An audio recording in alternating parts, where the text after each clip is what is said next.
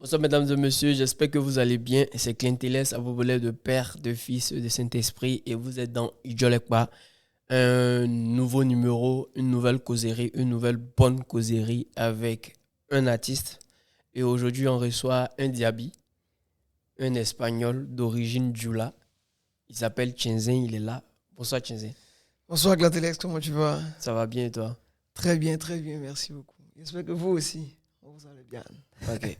Donc là, on te reçoit dans Ijolekba. Enfin, je te reçois dans Ijolekba. D'accord. C'est la bonne causerie, c'est en Baoulé.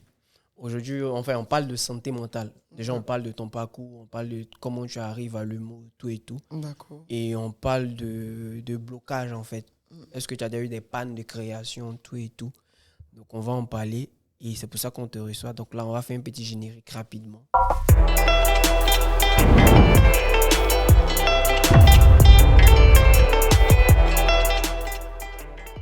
Voilà. Donc, bienvenue encore dans Ijolekba. Merci beaucoup.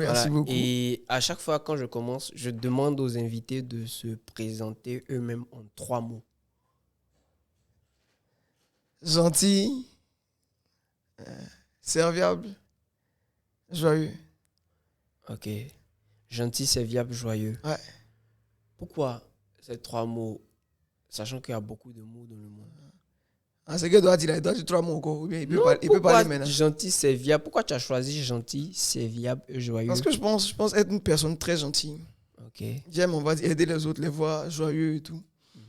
Joyeux parce que j'aime rire. Tout ce qui fait rire. J'aime la bonne vibe. J'aime pas être dans les mauvaises sciences. Vous voyez un peu, non? Quand c'est bien, on rigole. Ok. Tout le temps, la bonne énergie. Serviable. Très souvent, je suis prêt à faire plus pour les autres que ne le font pour moi. D'accord. Ouais. Ok. Et ils m'oublient, quoi. Ah, d'accord. Souvent, on pense que c'est trop bête. D'accord. Mais c'est Il pas n'y a le pas cas. de souci. Donc, Tchénzin, c'est qui dans la vraie vie? Ah, tu sais, c'est un petit Djoula, un grand frère, un ami. Je sais pas, comment je vais me décrire dans la vraie vie? Quelqu'un d'assez calme. Pas tout le temps, tu vois. Je suis à moitié intro, à moitié extraverti. C'est-à-dire, autant je peux être là, kiffer avec mes gars et tout, autant je peux être dans mon coin. J'aime ça. Donc, je suis assez flexible. D'accord. Et c'est quoi ton niveau d'études? Master 1, j'ai arrêté en Master 1. Il dit, mais c'est là. Master 1 de quoi? Gestion finance des marchés. J'ai fait économie, je connais papier. D'accord. Je connais papier. Si humour ne marche pas, j'ai mon CV à moi chez moi. Dis à ton papa, je suis là. D'accord. Donc, tu fais ton Master 1, tu décides d'arrêter. Ouais. Concrètement, pourquoi tu décides d'arrêter? Il n'y a pas besoin d'argent, en fait. Il y a besoin de jet. Parce qu'arriver à un certain âge, Joe, tu ne peux pas demander l'argent à tes parents. Tu vois. Ou tu peux leur demander, mais il y a des sommes que tu ne peux pas demander. Si tu demandes, ils vont dire, tu fais quoi avec l'argent? Okay. Donc, tu ne peux pas dire la cause, tu vois. Donc, c'était quoi les causes? Hein? C'était quoi les Joe, causes? à ce moment-là, tu es jeune, il y a les go. Tu veux avoir une identité. Parce que, mine de rien, là, tu es là, mais tu n'es pas là. D'accord. Parce que tu t'identifies à la société, aux autres. Tu te dis, non, mais il faut ça, il faut qu'il fasse ça aussi. Tu vois, non, un peu comme eux. Un léger mouvement de suivi, façon là. Donc, tu as besoin d'argent. Non, mais c'est Joe, je les ai blessés, il ne peut rien créer. Tu vois, souvent, il y a les bars, il y a les 2000, tu vois, non? Non, mais c'est ok. J'ai fini ma licence, j'ai commencé Master 1, tac. Je me suis assis, il dit, moi, j'ai besoin d'argent. Hein. Ok. Il m'a cherché l'argent, tu vois. Je ne sais pas, il m'a fait quoi, mais j'aurai l'argent. Okay. C'était ma première pensée. D'accord. J'aurai l'argent. Donc, il me suis dit, pour avoir l'argent, comment on fait? Je suis parti sur YouTube. Comment les riches ont fait pour être riches? C'est très important et c'est très vrai. Je suis parti, on dit les riches, ils connaissent tout. Ils ont plus de connaissances que tout le monde. Il dit, ok. Comment faire pour avoir plus de connaissances? C'est l'école normale. Tu dis? C'est l'école normale. Je suis d'accord, l'école apporte la connaissance. Mais pour moi, je ne juge pas le système éducatif, tu vois. Pour moi, la vraie éducation commence quand on quitte l'école. Okay. À l'école, là, plus ou moins, il peut du moment m'a forcé à étudier. Tu vois? Mais ça m'a été très bénéfique. C'est très important, l'école. Je suis parti, j'ai fait mes cours et tout. Mais il ne voulait pas vraiment. Moi, il voulait aller kiffer mes gars. Après, à l'école, là, un petit coup pour aller jouer. Un petit coup pour aller jouer, tu vois. On est là, on kiffe. À l'école, j'ai plus kiffé être avec mes amis. Connaissance à proprement dit, là, ce n'est pas vraiment mon problème. Moi, il m'arrangeait pour avoir 10 des moyennes. Okay. Puis derrière, là, il m'a même amusé. Quand tu as dit ça, genre, c'est la couverture. On dit, ah, il a eu la moyenne. Okay. Puis il m'amusait derrière. Mais quand j'ai quitté l'école, ça dit, quand j'ai arrêté au Master 1, là j'ai vraiment, on va dire, emmagasiné des connaissances. Parce que là, c'est pas une affaire. Comment Je viens t'expliquer. C'est pas une affaire de gens. C'est pas une affaire de. On te dit, va faire. Non, en fait. Si tu veux faire dormir, tu dors jusqu'à à midi. Qui va te parler? Mais quand tu auras besoin d'argent, d'une situation dévolue, là, tu vas sentir le besoin, en fait. Donc, je me suis assis. Comment faire? Comment les riches ont fait pour être riches? Ils ont plus de connaissances. Comment avoir plus de connaissances? Il faut lire beaucoup, il faut apprendre. Donc, je commence à lire un peu. C'est là que je découvre le développement personnel. Ok. Donc, je commence à regarder plein de vidéos. Je ne savais même pas où commencer, tu vois. J'ai fait pêle-mêle. Donc, à force de chercher des vidéos, j'ai commencé à voir, comment on appelle ça, une ligne directrice. Donc, j'ai suivi ça un peu. Et puis, j'ai senti qu'il devenait plus intelligent. Oh, quelle cause mes amis? Ils font des arguments, et puis ils ne connaissent pas. Donc, je me disais, oh, on dirait que c'est intelligent, tu vois. D'accord. Je connaissais quelques petits mots et tout. Mais à la longue, là, j'ai senti vraiment le changement sur moi, en fait. Parce qu'il me réveillait les matins à 6 heures. Dès qu'il finit de prier. Parce que tu as lu ça dans un livre quelque part. Oui, toi aussi. Okay. Il a appliqué. Je me suis dit, soit c'est vrai, soit c'est faux. Mais au pire des cas, là, j'aurais appris quelque chose. Ouais, donc, je ne perds rien. Tu n'as rien à perdre, en fait. Exactement. Tu te lever à 6 heures. Je me lever à 6 heures, lecture, petite méditation, écriture, visualisation. Il partait faire un peu de sport, tu vois. Il était gamé. Ça, c'est après le Master 1. Après le Master 1, avant d'arriver à l'humour. Donc, attends, si on veut mettre ça dans le temps, de façon chronologique, c'est en quelle année? C'était 2020-2021. Okay. 2020. Non, ça c'est trop dit même. Peut-être depuis 2019, tu vois. J'avais commencé à apprendre des trucs ici et là et tout. 2020, j'ai approfondi. J'ai su comment faire, tu vois. C'était bien cadré. Et en 2021, on va dire fin 2020, j'ai arrêté le coup. Pour dire en 2021, j'ai cherché le jet. D'accord. Donc, à force de me développer, d'apprendre des trucs ici et là, moi, je me suis dit, il savait qu'il allait avoir l'argent. Il ne savait pas comment. Finalement, j'arrive à l'humour. Okay. L'humour, moi, ça m'amuse. Ok. Attends, avant d'arriver à l'humour, quand tu décides de... En fait, quand tu parles, tu dis... Quand tu as demandé l'argent, il y a des explications que les parents vont demander. Ouais. Donc, quand tu décides de dire à tes parents, tu ne vas plus à l'école, c'est quoi la réaction? Ah, toi, tu es un enfant. De dire à mes parents, il ne va pas à l'école. Donc, comment tu fais, en fait? Comment tu fais? Parce que tu ne vas plus à l'école. Logiquement, c'est tes parents qui payent tes cours. Ouais. Et tu finis le master. Moi, par exemple, pour ma maman, que tu payes mes cours, c'est vrai, je ne suis pas... À la fin de l'année, elle attend le résultat, en fait. Ouais. Comment tu fais pour donner la nouvelle, en fait? Comment tu annonces à tes parents? Mais comment ils ont la nouvelle? Bon, là, je ne sais pas trop. Mais jusqu'à présent, ils savent pas que tu ne continues pas. Est-ce que c'est des enfants? Ils voient clair. Mais comment moi, il n'a pas dit à quelqu'un, en Afrique. Mais vous n'avez jamais eu de discussion par rapport à ça? Même pas. En fait, le vieux, mon père biologique, il est décédé en 2017. Donc là, je suis avec mon papa. J'ai mon papa. Donc, lui, il est très occupé. Lui, le plus important, tu vas aller à l'école, il paye tes cours. Il va payer mes cours et tout. Lui, c'est quelqu'un, il n'est pas du genre à te dire, ça, là, il ne faut pas faire. Il est du genre, vas-y, fais. Quand tu as tapé poteau là, tu vas revenir, vas dire voilà, c'est comme ça on fait. Parce qu'un homme doit faire ses propres expériences. Si on te guide, que tu vas taper poteau, tu vas dire c'est à cause de lui que tu as tapé poteau. Or toi-même, tu es parti, tu as vu à quoi dedans, et puis tu as reculé. Donc là, payé mes cours, je suis parti, j'ai fini ma licence et tout, commencé le master petit à petit. En fin de compte là, le plus important, c'est de pouvoir prendre soin de soi, de sa famille, et peut-être aussi de son entourage, d'être heureux. Ok. C'est le finish pour moi, c'est ça. Donc, je me dis, quand j'ai fini la licence, il m'a encore du crédit. Il me fait confiance. Il ne fallait pas. Donc, on n'a pas vraiment parlé de ça. L'humour même, il a découvert ça sur le tas. Okay. Il fait de l'humour. Il sait quelle bouche il prend pour dire à mes parents qu'il fait humour. Il a dit ça comment? Genre, après ces études-là, tu finis humoriste, en fait. Toi, tu peux pas. Mais toi, je comprends pas. En fait, les parents, ok, mais toi, comment tu vois ça, en fait? Moi? Est-ce que toi, si tu étais père, que ton enfant venait te dire, après tout ce que tu as fait, payer investissement que tu as fait, passer l'école, c'est un investissement. Ouais, bien évidemment. Il vient te dire que lui veut faire des blagues. Je vais l'encourager. Parce que le système, il a changé. Ok. Les temps ont changé. On n'est plus autant. Je ne crache pas sur les temps de nos parents, mais les choses évoluent. Il faut savoir évoluer avec son temps. Il faut savoir s'adapter. Voilà pourquoi je dis, je suis très flexible. La flexibilité, là, c'est la situation est là, tu t'adaptes à ça. Ça te plaît, ça te plaît pas, tu t'adaptes, tu évolues avec. Aujourd'hui, là, il y a des jeunes qui gagnent énormément d'argent en restant chez eux. Les community managers, ceux qui gèrent, on va dire, ceux qui sont dans les nouvelles technologies. Parce que ça a pris tout le marché. Ok. Tu Tu peux travailler en entreprise, tu vas avoir énormément d'argent. C'est une sécurité. Je suis totalement d'accord avec. Mais tu ne connais pas le destin de chacun. Tu ne connais pas les capacités de chacun. Donc moi, mon fils me dit, ah, papa, moi je veux être, on va dire, pas forcément humoriste. Il me dit un truc. Ok.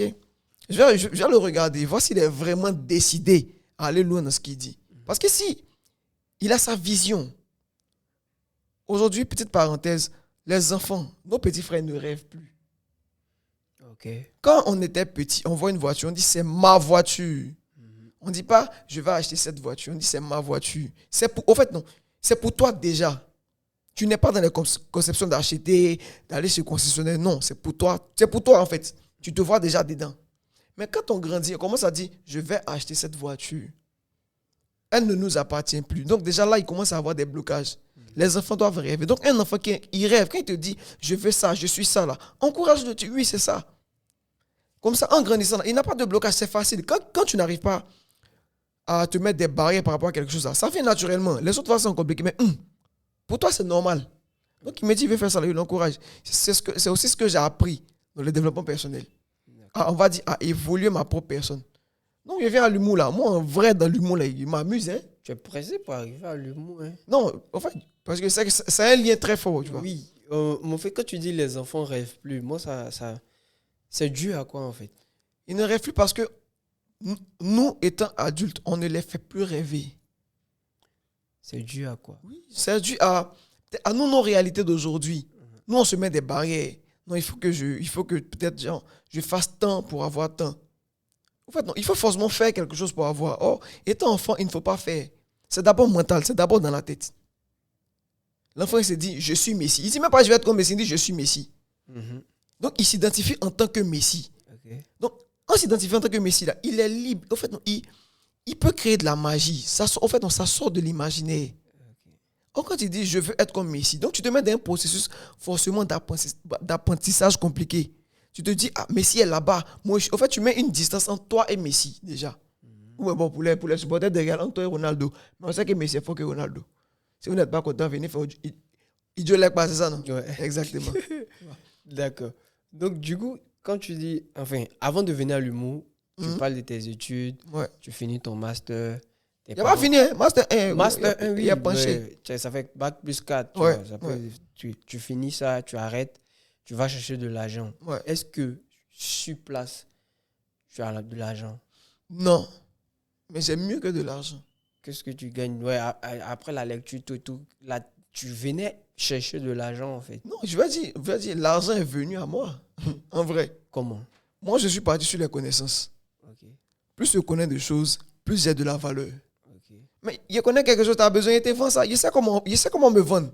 Je sais comment vendre ces gars dans ma tête. Tu ne peux pas m'arracher ça.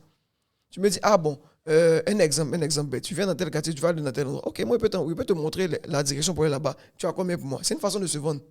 C'est basique, mais c'est une façon de se vendre. Parce que je sais comment on le fait. Donc, ils vont dire, non, il fait ça cadeau. Tu peux faire ça cadeau, il n'y a pas de problème. Mais moi, s'il y a besoin d'argent pour rentrer à la maison, je profite pour dire, ah, je te rends ce service pour 200 francs. Ça peut me permettre de promouvoir un peu partie. Donc, à force d'apprendre des connaissances et tout là, il n'y avait plus peur au niveau d'argent. Parce qu'il savait que là, ma tête n'était pas vide. Maintenant, comment tu fais pour monnayer ton savoir? Je viens. Donc, tu sais, quand tu apprends des choses, tu sais, quand tu te développes, quand tu progresses, ta vie progresse, les choses progressent autour de toi. Parce que tu ne vois plus les mêmes choses de la même manière. Tu vois plus d'opportunités. Avant, là, tu ne voyais même pas que ça, là, ça peut être un bon truc. Mais maintenant que tu connais plus de choses, tu te dis, mais attends, ça, là, il peut faire ça comme ça a donné temps, en fait. Donc, tout commence à changer autour de toi. Même, on va dire, tes causeries avec tes amis. Tu peux causer d'une certaine façon, mais quand tu évolues, c'est vraiment continuer à causer, mais il y a des petits mots, il y a des phrases qui vont sortir. Ta façon de rebondir dessus va t'envoyer d'un endroit différent. Donc, mon gars me dit, là, on est en train de partir à l'humour, je peux, non? Mon gars me dit, il y a un gars qui me dit, ah, mais toi, tu fais des vidéos, non? Il y a un comédie club qui ouvre là-bas, là, faut partir, tu vois.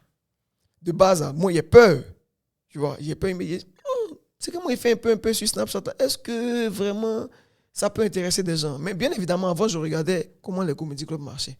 Il me dit, au revoir, tu vois.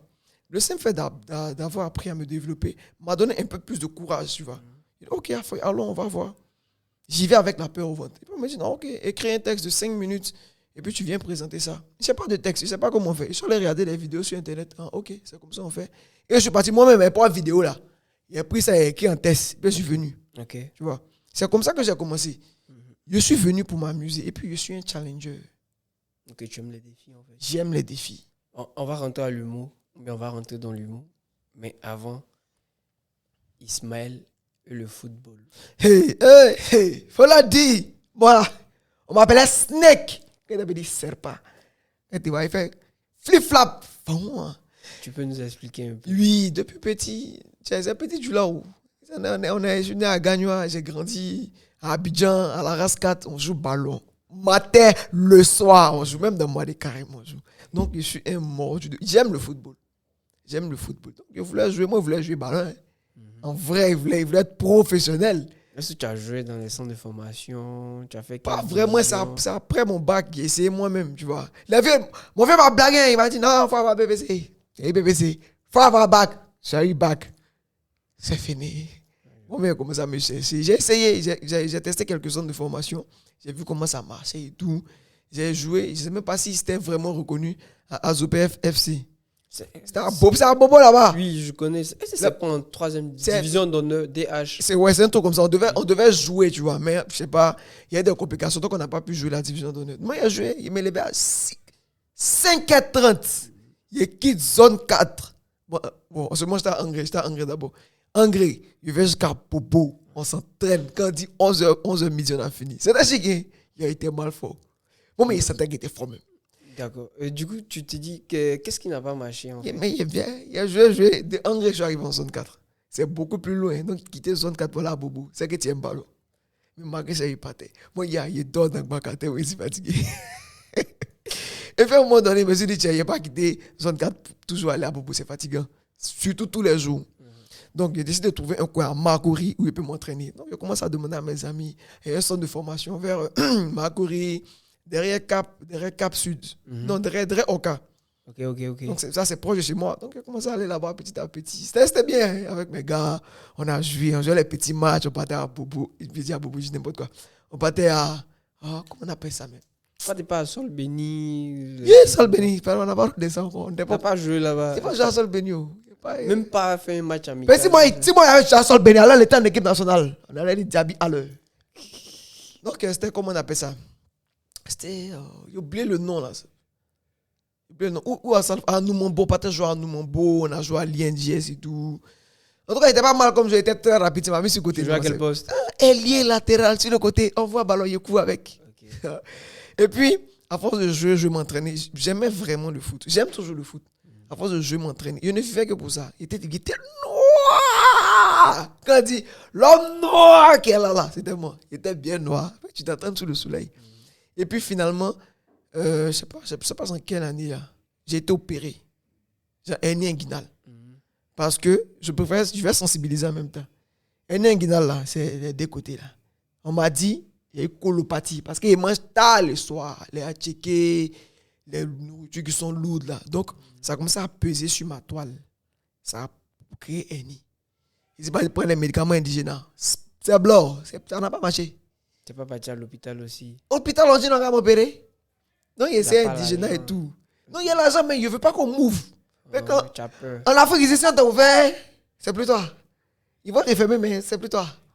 Donc, malgré les indigènes et tout, il fallait que je me fasse opérer parce que je sentais des douleurs. Tu vois. Surtout quand je joue. On va faire l'opération. Opération, on s'en fait là. Ils ont fait scanner. Donc, c'est à gauche, on a opéré. Finalement, le jour de l'opération, le docteur met sa main à droite, il dit petit, c'est gâté. Il dit, je fais comment? Il dit, c'est les deux côtés. Donc, il me couche, il a vis-à-vis, il me dit, petit, on t'opère après là. Tu as bien bandé. Il dit, moi, peu toi, tu me parles de ça. Donc, tranquillement, on m'opère à 13 villes. C'est chic, hein? Ouais, anesthésie locale, tu vois. Ils ont fermé, ils ont mis un drap en façon là. Il me dit, il a eu peur. On m'opère, toutes les sourates, tu connais ça de réciter. Il dit, moi, il quitte ça là. Il fait plus de bêtises encore. C'est fini. Il est récité toutes mes... C'est une bêtise, tu mangeais, c'est moi. Non, mais tiens, tu as peur. Alors là, tu fais toutes les promesses parce qu'on ne sait jamais. Mais ça s'est bien passé. Le même jour, on m'a libéré. Ils ont mis anesthésie, donc il n'est pas senti. Il m'a à la maison, il me joue les durs. Le lendemain, on verra bien. On verra bien. J'ai commencé à ressentir des douleurs et tout. Sur 2 semaines, ça m'a fatigué. Mais bon. Après, quand ça s'est terminé, peut-être 2, 3, 5 mois après, j'ai essayé de faire des mouvements. J'ai senti que tu sens qu'on t'a ouvert. Ça va plus. L'opération s'est bien passée, mais tu n'es plus pareil. Voilà, tu n'es plus pareil.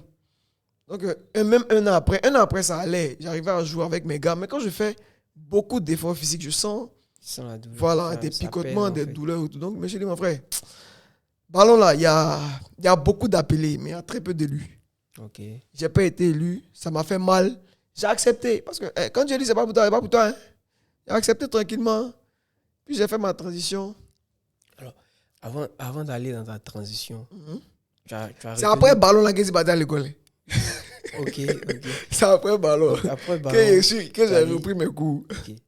Donc après le foot, qu'est-ce que tu as retenu en fait? Qu'est-ce que tu as tiré comme leçon de ton parcours? Le foot m'a donné ton histoire avec le foot. quelque chose de... On va dire, c'est tellement important, la force mentale. Ok. Le sport, là, il n'est pas que physique. Il est d'abord mental. Le foot m'a rendu très fort mentalement parce que je suis quelqu'un, j'aime me pousser. En fait, j'aime pousser mes limites. Donc, à force de jouer au foot, d'être concurrent avec des gars, de toujours s'entraîner, de vouloir se dépasser, là, mentalement, là, ça m'a rendu prêt. Ça m'a rendu très prêt. Donc, peu importe la situation, là, il y a faim, quoi. Genre, il me dit, je peux, c'est rien. Parce que dans ma tête, là, je suis prêt, je suis carré. Souvent, même quand ça ne va pas, genre, la vie est trop dure sur moi, là. Il porte mes chaussures, il met mes écouteurs, il met un courir. Je coule, genre, je relâche tout, je reviens. Genre, j'ai resserré les boulons, j'attaque facilement. Okay. Donc, c'est le plus grand enseignement que j'ai tiré au sport. Okay. Donc, ça fait que même aujourd'hui, je continue de courir. D'accord. Donc, tu as ta mentalité, tu as ta nouvelle mentalité, ta manière de voir les choses quand c'est chaud, courant. Donc, quand tu viens à l'humour, on te demande d'écrire un texte et tout. Comment ça se passe? Au début, j'ai peur. Tu vois, j'ai peur, mais ok, je fonce. Okay. Je suis un peu inquiet. Genre, il me dit, ils vont me juger. Tu vois, quand tu es nouveau dans quelque chose. Mais je reste quand même. Il y a le courage. Je viens, j'essaie la chose, ça se passe. Ça se passe comme ça se passe. C'était pas trop ça, tu vois. C'est peut-être des années après, on m'a dit, c'était nul. Ce que tu as écrit là, ça valait rien. Mais tu avais un truc. C'est. Il n'a pas dit les noms. Non, moi aussi, c'est Clément. Comment il dit ça valait rien? Mon manager, il dit ça valait rien. Okay. Tu vois, c'est peut-être 3 ans après. Mais il y avait un truc, tu vois. Il était dans mon monde. Il y avait ma particularité. Mais au niveau des textes, nul. Okay. Et puis, je continue à regarder. Je suis quelqu'un, j'observe beaucoup, tu vois. Je continue à regarder comment les autres jouent. Ils jouent. Et finalement, un jour, toi, tu montes sur scène. Tu vois. Et puis, il voit que toi, tu te joues les bêtes, tu scènes, tu fais ce que tu fais. En fait, tu es à l'aise. Donc, il me dit, ah bon, hein? Donc, on peut jouer comme ça ici. À partir de ce moment-là, j'ai un second déclic. Il me dit, ok, lâche-toi. Si lui joue comme ça, puis on accepte là. C'est que folie tu veux faire là, il faut faire. Donc, quelque part là, c'était ce moment-là, j'ai pris ça de toi et j'ai continué. Genre, ça m'a permis de prendre une autre voie. Moi, je voulais rester dans droit, faire. Non, enjaille-toi. Donc, je commence à être beaucoup plus confiant. Parce que quand tu vois quelqu'un faire quelque chose qui marche déjà, tu n'as qu'à copier le modèle. Et puis, on va dire, une fois que tu copies le modèle, tu apprends de son modèle. Et après, tu complètes. C'est comme ça qu'on apprend.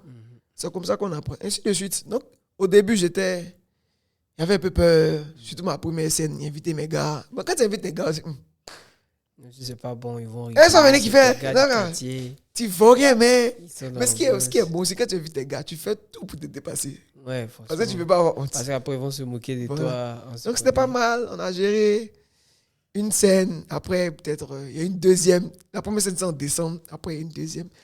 En fait, c'était des scènes au pif, tu vois. Je ne sais pas si on va t'appeler demain, mais moi, on m'a appelé parce que déjà, je sais que je connaissais des gens. Je ramenais un peu de monde et tout. On m'a appelé une fois, une fois, il a bien fait, il remplit un peu. Deuxième fois, il remplit un peu. Maintenant, le déclic maintenant en humour. C'est-à-dire, quand je commençais, j'ai joué Tienzen, très peu de personnes le savent. Il a joué normalement, il n'y a pas joué de personnage. Ok. Bon, toi, évidemment, tu le sais. C'est après, en avril, il y a eu un événement. Coming to Côte d'Ivoire. Il n'a jamais oublié ça. Ouais. On nous a appelé nous deux. Ouais. Oh, c'était un bon combo. Il était blessé en ce moment-là. Il avait besoin des jetons. Donc, il y a un de mes gars qui était dedans. Tu vois. Ouais, bon, Yurish Kwame. Il nous pistonne. Donc, il me dit, ça peut être bien, de l'argent. Finalement, ça tourne. On me boit.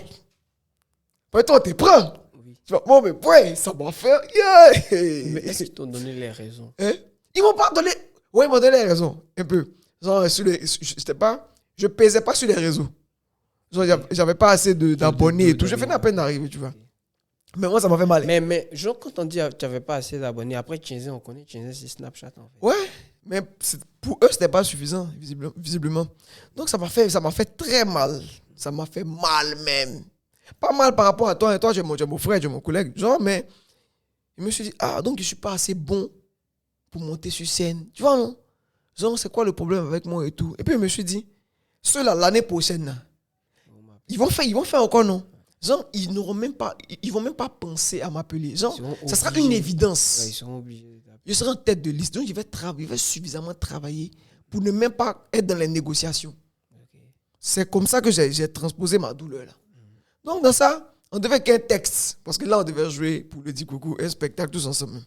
Donc, Joe, moi, ok, gâté, moi, mal. Moi, mais, frappe les textes et puis me dit, attends, il fait un calme, je supporte mes collègues. Parce que c'est un truc que j'aime beaucoup, supporter mes collègues. Parce que si eux rient à mes blagues, c'est que la blague est bonne. Parce qu'on se connaît trop. Il dit, il fait un faux espagnol, il me fout d'eux. Il fait ça et puis après, il comprend pas espagnol, il m'amusait, tu vois. Sauf que quand je fais, vous me dites, non, mais c'est bon, continue. Je me dis, aïe, ok, donc je vais à la maison. Mes blagues de 2014, depuis que je faisais sur Snapchat, il a transposé ça, il a fait un mix. Et c'est là maintenant qu'il fait naître le personnage El Charmingo. Okay. C'est à partir de ces moments-là maintenant. C'est-à-dire, tout développement personnel, tout ballon il est fait là, c'était des étapes pour m'envoyer là. Le football, mentalement, ça m'a calé. Développement personnel, ça m'a permis d'avoir plus confiance en moi dans plusieurs aspects, être plus intelligent, en fait, cadrer mon travail. Okay. Il me lève, il doit faire ça à telle heure, après il doit faire ça, après il doit me reposer, il doit boire de l'eau, il doit prendre ci, il doit prendre ça, il doit parler comme ça aux gens, il doit me comporter comme ça. Donc ça m'a permis de grandir en tant que personne. Et finalement, tout ce mix-là, avec la douleur qui a suivi là, ça me permet de créer un personnage. Et ça va super vite avec mon personnage. Okay. En fait, moi, il ne me rend même pas compte, mais c'est tac, tac, tac. Mais en vrai, il n'y a pas créé ce personnage-là pour faire plaisir aux gens. Il est créé pour m'amuser, pour m'ambiancer. Okay. Et c'était vous, mes gars, vous voulez ambiancer. Le reste, c'est pas mon problème. Vous avez kiffé, il a kiffé, bonne vibe. Le reste, ils sont rentrés dans la science. D'accord. À aucun moment, avec un Charmingo, il cherchait l'argent. Moi, il kiffait ma science. Okay. Parce qu'on va dire, on est une famille. On est bien entre nous, c'est tout. D'accord. Donc, comme ça, fia. Donc, tu crées ton personnage. Ouais. Tu es là, tu es lancé en fait. Ouais.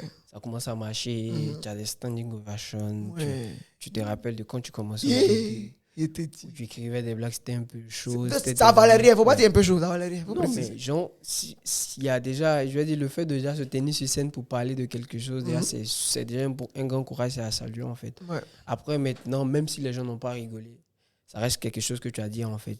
Et c'est ça quoi. Tu as partagé quelque chose, si ça fait rire ou pas.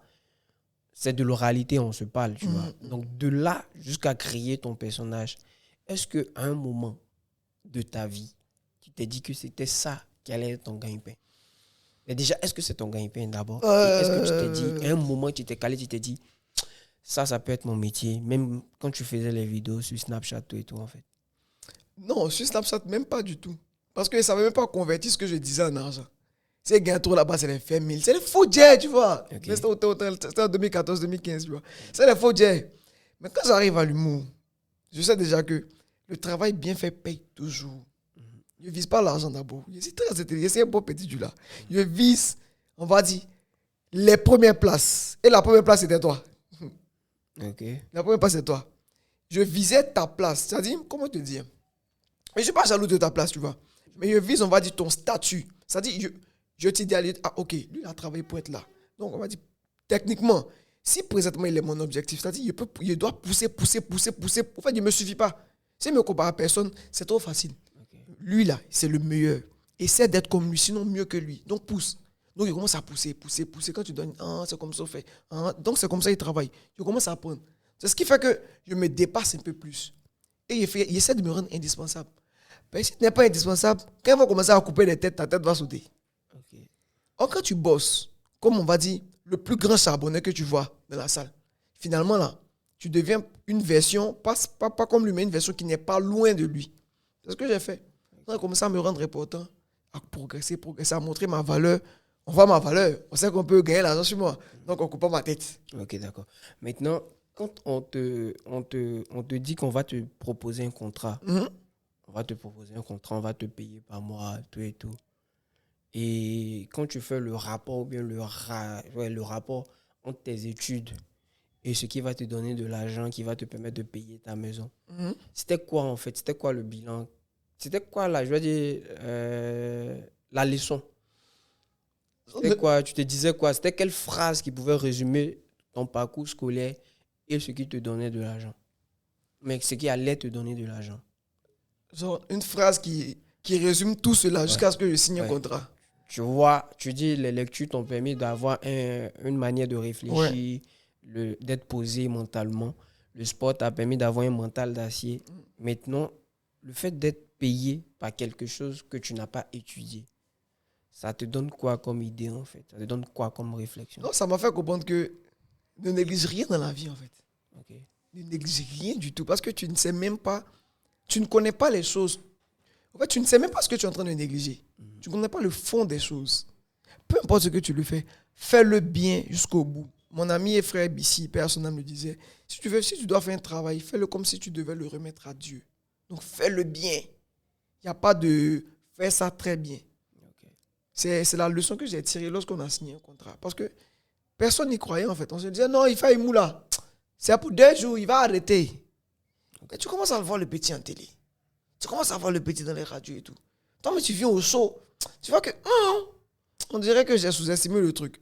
En fait, tel que nous, on considère notre métier, l'amour qu'on lui donne et le respect qu'on a pour ce métier-là, ça fait que les autres dehors le respectent un peu plus même que nous. Okay. Parce qu'ils se disent, mais ça, c'est dans l'humour, là, il arrive à faire ça. Là. Effectivement, oui, c'est dans l'humour. Mais il n'y a pas que l'humour, en vrai. Mais la base, c'est l'humour. Ok.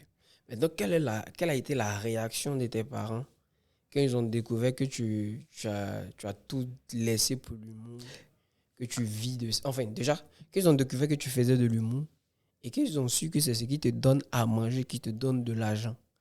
Il y a 2 réactions, faussement. Ouais. La première réaction. Ma vieille, elle est chill, en fait. Elle découvre. Ma vieille, elle est très, très forte depuis d'alors. Ma vieille m'accompagne de tout. Tu vois. Au football, elle m'a accompagné. À l'humour, elle m'a accompagné. Okay. Si tu es à l'aise dedans, que vas-y, fonce. Mais ne lâche pas tes études. Tu vois.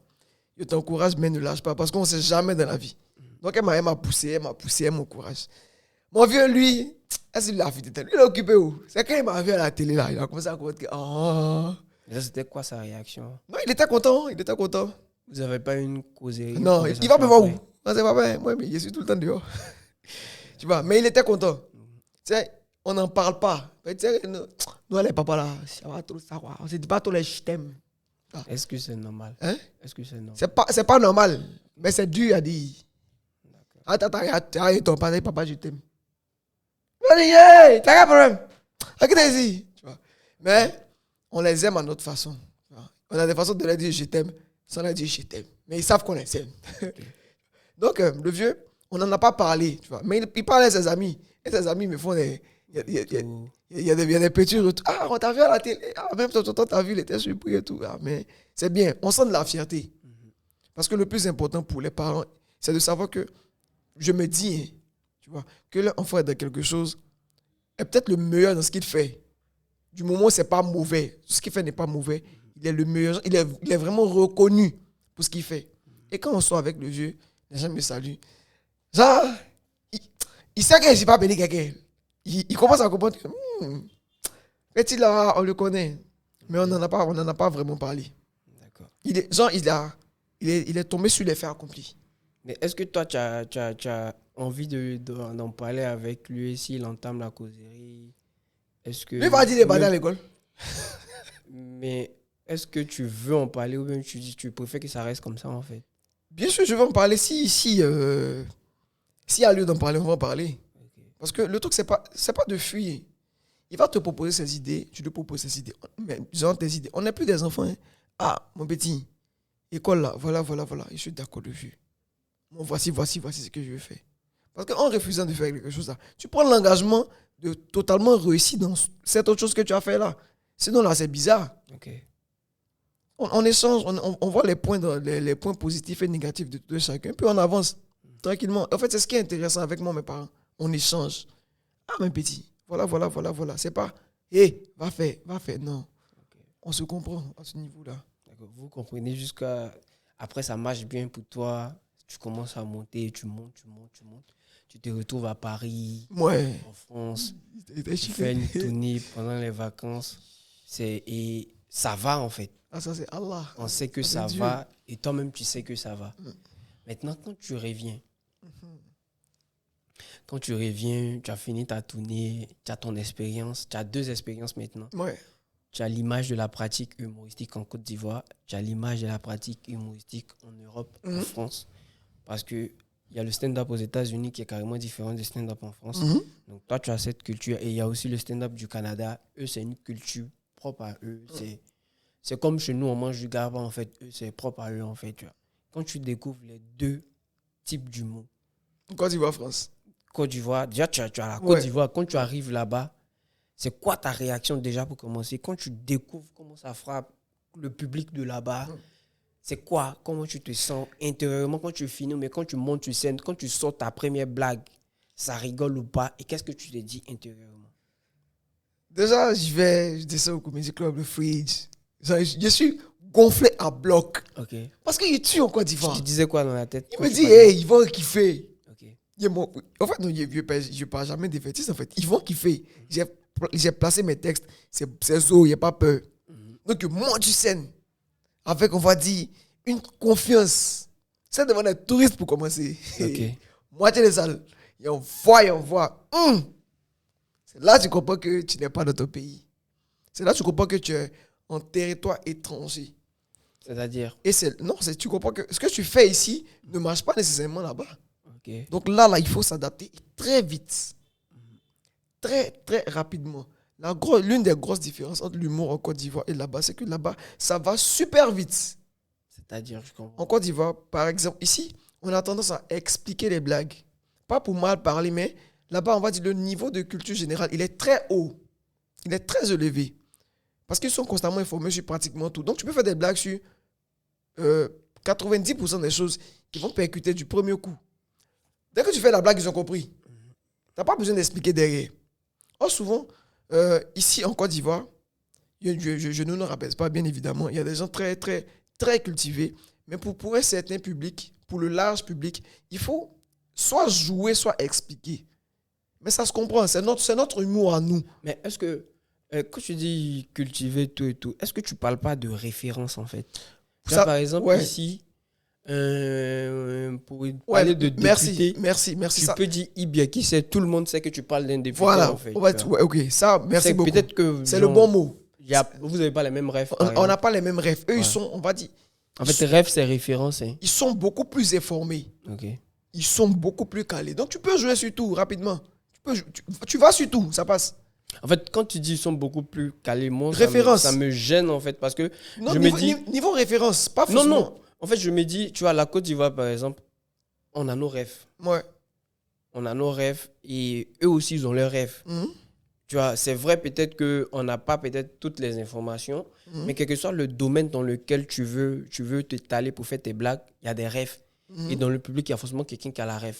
Ouais. Et c'est pour ça que genre, on dit l'humour, c'est les rêves en fait. C'est Ouais, un assemblage de codes plus des blagues. Parce que les codes, ça te permet d'avoir les références et ça te permet d'être moins long. Comme tu l'as dit, ils n'expliquent pas leurs blagues en Ouais. fait. Ici aussi, c'est pareil. Pour parler de filles rondement belles, tu dis « Ah, Pouchou », ça te raccourcit ta phrase. Ouais, je suis d'accord. Tu vois? Donc, je me dis que quand tu dis qu'ils sont peut-être plus intelligents que nous, je Non, trouve que c'est plus- j'ai pas dit en plus fait, ils sont intelligents plus que en nous. avance que nous. Ça Pas plus passe en avance en que fait, nous, ça parce c'est que- dangereux. Non, mais ils sont pas plus en avance que nous. J'ai pas dit ça. Parce que je me Ils ont dis, plus- eux, ils ont les rêves, mais nous, on a nos rêves aussi. En fait, là on va dire, j'ai fait une erreur que j'admets.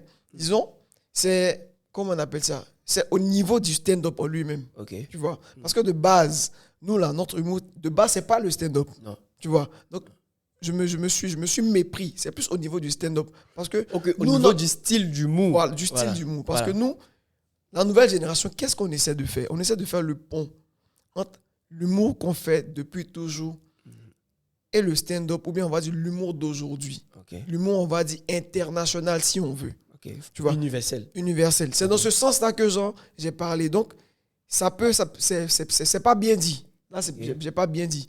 Là, maintenant, j'ai apporté, on va dire, plus de précision. Ok.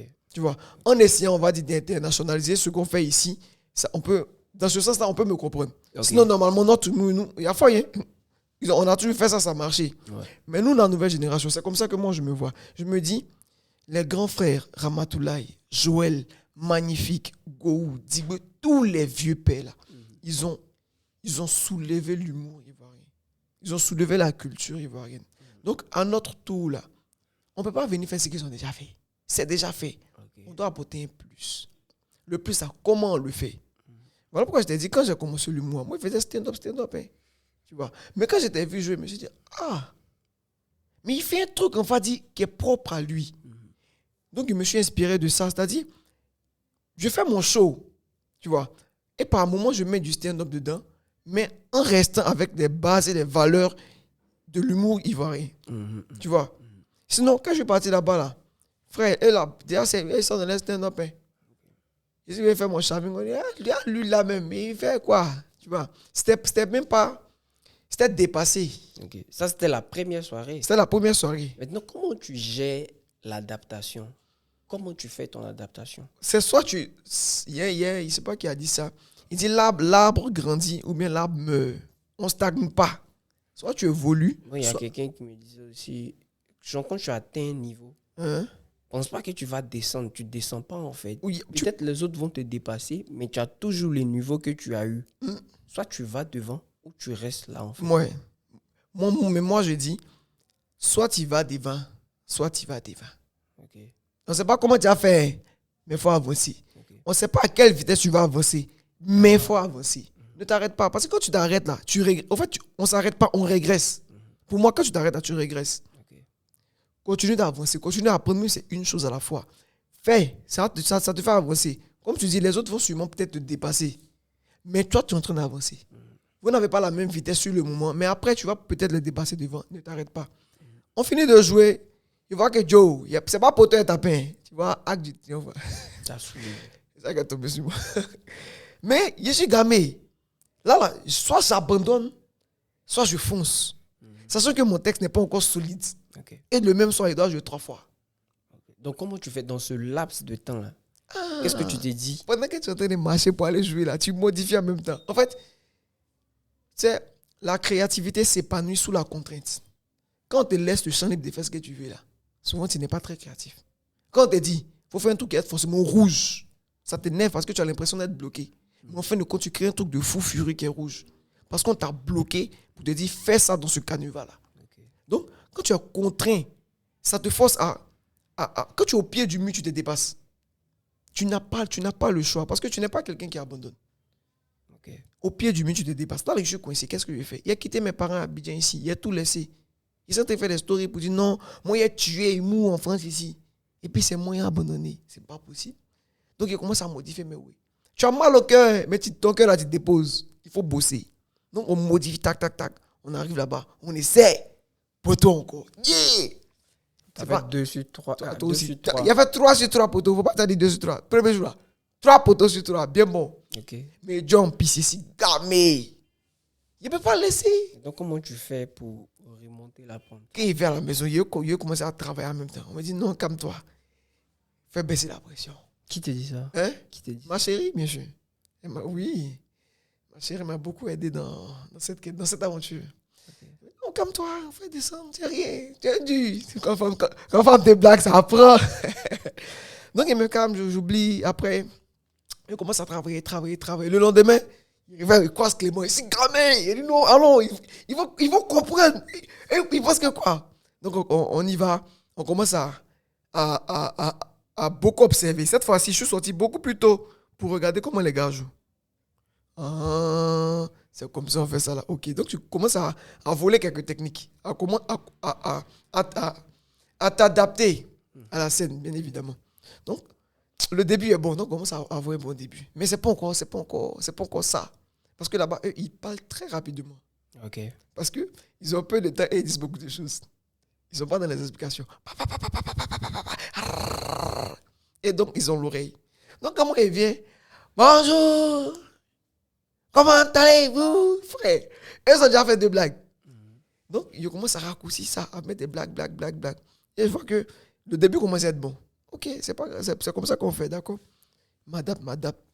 En fin de compte, finalement, ça passe. Il y a des soirs, même mais je tue que les petits. Il dit, André, ça passe. Et donc, à force de travailler, ne pas abandonner, en fait, on évolue toujours. Je donne un exemple. La première fois que tu vas faire quelque chose, ça sera mauvais. Ça ne sera pas bon. La deuxième fois, ça sera mauvais. Jusqu'à la 10e fois. Mais ça ne sera pas mauvais de la même manière. Il y aura toujours un plus. Exactement. Toi, tu considères ça comme mauvais.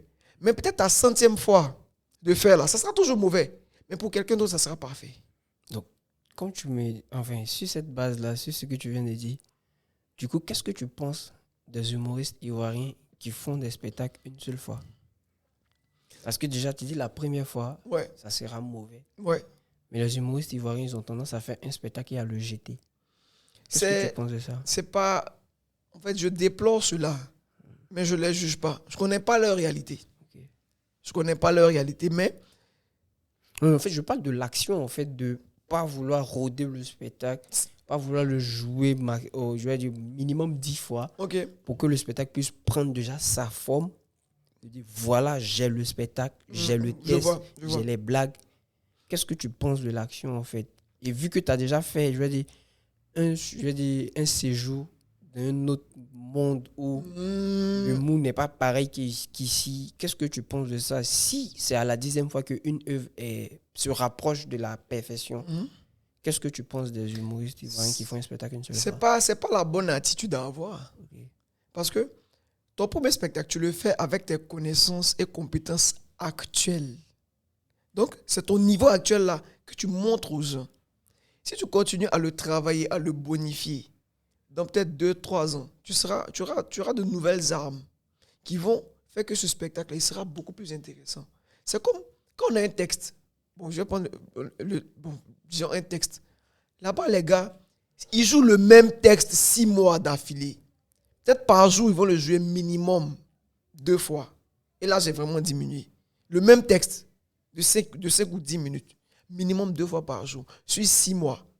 Mais en 6 mois, là, ce n'est pas le même texte qu'ils te donnent, en fait. Ce n'est même pas les mêmes techniques. Ce n'est pas la même façon dont vous voyez. Ce n'est pas le même jeu. Ce n'est pas la même direction artistique.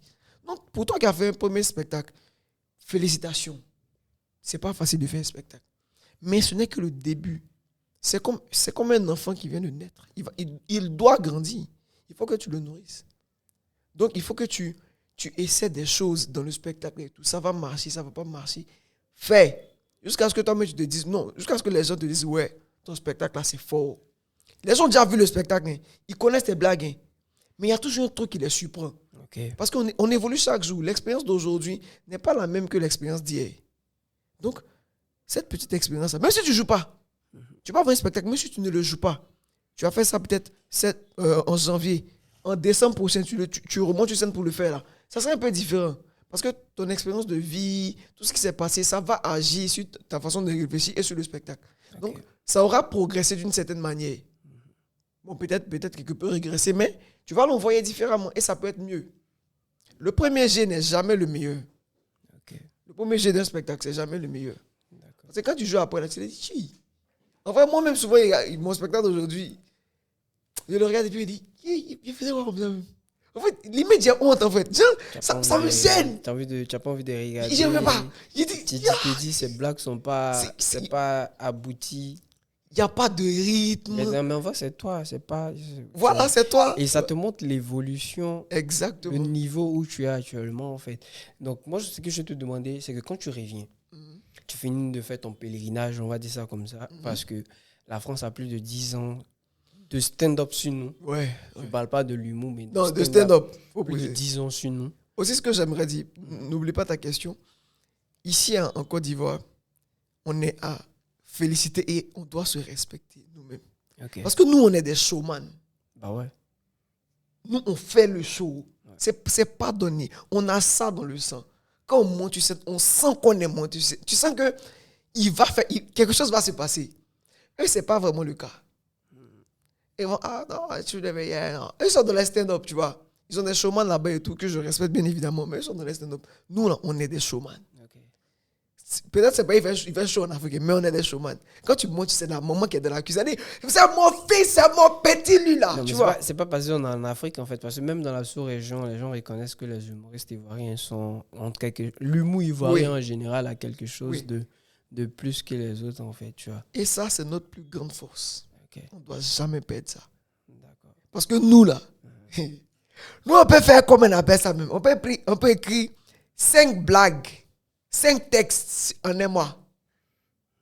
Et puis on joue. Parce que ici là, le public est dur. Bon, tu sais, il n'y a pas besoin de te dire. En fait, c'est à ça que je voulais arriver en fait, tu vois. Là, on a parlé de pouvoir roder un spectacle, c'est de le jouer plusieurs fois, donner forme au spectacle, donner une identité au spectacle, tout et tout. Ouais. Tu dois le jouer plusieurs fois. Ouais.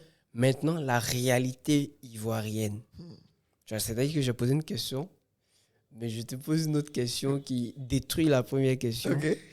Quand tu reviens, tu viens en mode El Chamingo, mais tu découvres un autre monde. Ouais. Est-ce que quand tu reviens, tu veux refaire le Chamingo? C'est 50-50. Donc tu es dans un doute en fait. Ouais. Parce que Pourquoi ce doute? j'ai appris, tu vois. Parce que en vrai, là, quand je suis parti là-bas, là, à un moment donné, c'est tellement chic qu'il me dit, je veux compétir ici. Puis moi, il te dit, je suis un challenger. Je dis, en fait, j'ai envie de compétir. Je sais que je viens d'arriver. Je ne suis pas le meilleur parmi eux. Mais en vrai, là, donne-moi un an, il les éclate. Ok. Et c'est l'une des forces qu'on a ici en Afrique. Donne-moi un temps d'adaptation, je vais les faire. Il faut pas croire. Non, c'est pas qu'au football en fait. Tu vois, non, pas qu'au football, tu vois. Même mon humour, là, un an seulement, il ne faut pas croire. Il faut courir derrière moi. Donc, quand il revient au pays, ma façon de jouer déjà, tu étais là, elle est beaucoup influencée. C'est-à-dire, il y a beaucoup de rythme. Parce que là-bas, il n'y a pas de temps. Donc, j'ai pris le rythme. Tac, tac, tac, tac, tac, tac, tac, tac. Par moment, on me dit, hey, toi, là, fais attention, ton Chamingo, on n'entend plus bien. Mais en vrai, je suis content parce que je vois que j'ai quelque peu progressé. J'ai quelque peu progressé. Mais je suis dans un doute. Je me dis, je ne peux pas perdre Chamingo qui a son identité, qui est vraiment installé ici, qui est en train de progresser. C'est vrai, j'ai vu quelque chose qui est intéressant. Mais est-ce que c'est le moment de donner ça à mon pays et à l'Afrique? Parce que tu sais, souvent tu peux faire un truc c'est avant-gardiste. Ça vient trop vite. Les gens, ils vont accepter ça à un moment donné, mais c'est trop vite arrivé. Ok. Tu vois, c'est pas encore son moment. Ça doit venir à point nommé. Là, comme ça prend bien les gens. Tu es bien, en fait, tout ce que je dis, tu es bien placé. On a vécu ça, surtout toi. L'une des premières personnes à avoir commencé, c'est toi. Donc, tu sais ce que tu as vécu dedans. On dit, ah, mais il fait quoi comme ça? On ne sait pas notre humour d'ici. Oh, ça va venir. Mais peut-être, tu dis, c'est pas encore le moment. Donc, quand je viens, j'ai cette réflexion. J'ai envie de faire ça là. Mais il ne peut pas laisser ça là. Donc, je commence à m'adapter. Ok. Je vais essayer de filtrer un peu plus mon espagnol que je parle là. Parce que je veux que le grand public puisse me valider. Au début, là, c'était de petits segments, des moyens secs. Mais je veux que le grand public ivoirien puisse dire, ah, le petit là, je l'aime bien. Donc, de base, le personnage est déjà dans la tête des gens. Je garde l'accent, que je dilue un peu. Les phrases espagnoles et tout là. Tu m'as dit même de beaucoup mettre des trucs nous aussi. Ce que je commence à faire. Donc, avec juste l'accent, dans la tête des gens, c'est totalement espagnol. Or, souvent, c'est français. Ah ouais. Souvent, c'est beaucoup français. Mais donc, ça commence à passer. Ah, petit, j'aime bien ce que tu fais, j'aime bien ce que tu fais. Je commence à prendre nos réalités pour parler maintenant. C'est ce qu'on vit, ce que nos mamans, nos tantis, nos tontons vivent, nos réalités d'ici. Et ça commence à marcher un peu plus. Ok. Ici, là, on n'est pas encore arrivé au stand-up. Ok. Tu vois? Donc, il faut savoir faire le mélange de l'humour, de notre façon de faire l'humour ici, et puis de ce que tu as appris là-bas. Ok. Parce que tu veux montrer quelque chose à quelqu'un, il faut faire la technique du sandwich. Tu mets humour ivoirien en haut, tu mets stand-up au milieu, tu mets humour ivoirien en bas. Quand il mange, il est obligé de manger les trois. Ok. Il ne va pas manger pain qui est en haut, manger pain qui est en bas. C'est tout en même temps. Tu vois? Et comme ça, il va découvrir que, ah, c'est pas mal ça. Enfin, il ne sait même pas ce qu'il est en train de découvrir, mais tu l'éduques. Petit à petit, petit à petit, petit à petit. Là, comme ça, le jour où tu fais stand-up normal, là, il connaît. Il n'est pas étranger à la chose. Ok. Donc, c'est ce que j'ai fait. D'accord. Petit à petit. Maintenant, après, tu as dit que tu voulais rendre El Chamingo Ouais, visible ouais. par le public, Le grand public. le grand public. Et je pense que tu as eu l'occasion de le faire avec Oui. Bonjour 2023, je crois bien. Ouais. 2023. Et comment tu as trouvé ton Hey. expérience? Enfin, tu peux nous Ça a expliquer. chauffé, hein? C'était quoi? Comment tu as senti l'expérience? C'était bien. C'était quoi? C'était bien. Pour ne pas être arrogant, là, je vous parle à cœur ouvert. C'est la vérité, vous dit. Donc, dès le début, c'était pas la vérité. Hein? Si, tu vois. Mais en fait, peut-être souvent quand je parle là, on dit genre je suis arrogant. C'est pas de l'arrogance, c'est de l'assurance. Vas-y, dis-nous tout. Dans ma façon de me développer et tout là. Moi, depuis 1 an comme ça, depuis que j'avais bonjour, moi, je suis assis dans ma visualisation. Bonjour, je commence à me voir sur la scène du prochain bonjour. Parce que pour moi, quand un collègue ou un ami fait quelque chose, c'est comme si moi je l'ai fait. Ok. Tu vois. Quand tu es parti à Montréal, oh, c'est comme si elle est parti. Parce que quand tu es revenu, il va te côtoyer. Il sait comment tu travailles. Donc, en fait, c'est possible. C'est pas éloigné de moi. Donc, il commence à faire ma visualisation. Il ferme mes yeux, il me fait un bonjour, il me voit en train de tuer. Puis, ça me met bien. Donc, il me met à travailler, tu vois. Donc, déjà, je vois là où je veux aller. Je sais comment ça va se passer dans la salle. Tu vois. Je n'ai pas les détails des sketchs et tout, tu vois. Donc, tranquille. Il fait ma saison au Digogo, tranquille. On est en pleine tournée. On s'en fait casting. Casting même, il sait ce qu'il allait dire là-bas. Je suis serré. En vrai, tu vois. Tu t'es gonflé à bloc. J'étais gonflé. Pour moi, c'est déjà fait. Genre, je veux dire, limite, j'ai attiré ça. Pour moi, c'est déjà fait. Donc, ça se passe. On revient d'une tournée à Saint-Pédo. Je vois mon portable sonne. Il m'a reconnu. Je n'avais pas envie de décrocher. Ça sonne encore, il appelle. Non. Là, c'était ma validation. Ah bon, tu es dans le show des bonjours. Non? En fait, ça m'a fait plaisir, tu vois. Mais ça ne m'a pas surpris plus que ça. Parce que pendant 1 an, là, il fait mes yeux, il voit la même chose. Il fait mes yeux. Je fais un rêve éveillé. Okay, Donc, quand ça arrive, en fait. tu es satisfait, mais tu n'es pas étonné. Maintenant. Même casting de bonjour, je suis parti, il a vu les vieux pères. Il s'est venu jouer mon ballon, en fait. Okay. C'est nous. Il n'a même pas regardé qui était en concurrence avec quelqu'un. Moi, il est venu frapper mon oui. Et puis, il avance. Point. Il a fait mon oui. Ah, merci beaucoup. Je suis parti. Mais quand il a dit même, le vieux père me dit, bon, on te voit déjà en télé. Il faut nous proposer un truc qui est correct. Non. Ok. Prends mon micro, frappe mon oui. Parce que quand moi, je monte sur scène, il n'y a pas humoriste qui est fort. Ah ouais. Non, tu peux être le plus grand humoriste de Côte d'Ivoire. Et même du monde. Tu peux être Gad, tu peux être Kevin Hart. Tu es dans la salle. Moi, sur scène, il n'y a pas humoriste qui est fort. Parce que c'est ma scène. En ce moment-là, c'est moi. Il n'y a pas quelqu'un. Donc, il fait mon mouvement. Quand il descend, il redonne le respect à chacun. Mais quand il monte là, il n'y a rien. C'est comme il me pompe avant de monter. Donc, peu importe ce qui va arriver, ça c'est pour vous. C'est comme le professeur à l'école. Il sait qu'il a la connaissance. Vous ne connaissez pas. On va dire, vous êtes des enfants. Je vais prendre des enfants en bas âge. Vous ne connaissez pas. Il vous donne l'information. Il est sûr de ce qu'il donne. Il ne doute même pas. Vous ne devez que prendre. Ça dépend des élèves. Hein. Bien sûr, il y a les élèves vont douter. Il y a des récalcitrants, bien sûr. Donc, moi, c'est comme ça, une fois. Je donne mon coup. C'est ça. Ils prennent, ils sont contents. C'est fini. Il n'y a pas de débat à ce niveau-là. Ça, c'est avant. Ça, c'est pendant le casting et ça, à l'annonce de la sélection. Voilà, ça c'est mais pendant la soirée. Il vient.